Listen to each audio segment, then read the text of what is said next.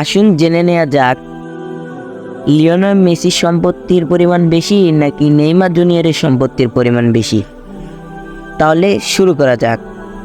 Lionel মেসির মোট সম্পদের পরিমাণ নেইমারের তুলনায় বেশি, যা বেতন, বোনাস, স্পন্সরশিপ ডিল এবং ব্যবসায়িক বিনিয়োগের মাধ্যমে অর্জিত হয়েছে। 2024 সালে হিসাব অনুযায়ী মেসির মোট সম্পদ পরিমাণ 600 থেকে 700 মিলিয়ন ডলার। মেসির বিভিন্ন বিখ্যাত ব্র্যান্ডের সাথে স্পন্সরশিপ চুক্তি করেছেন, যেমন এডিডাস, পেপসি এবং অন্যান্য আন্তর্জাতিক ব্র্যান্ড।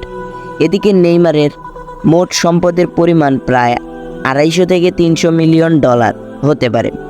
নেইমারের ব্র্যান্ড স্পন্সরশিপ এবং বাণিজ্যিক মধ্যে উল্লেখযোগ্য আয় করেন, যেমন নাইকি, পুনা এবং অন্যান্য ব্র্যান্ড।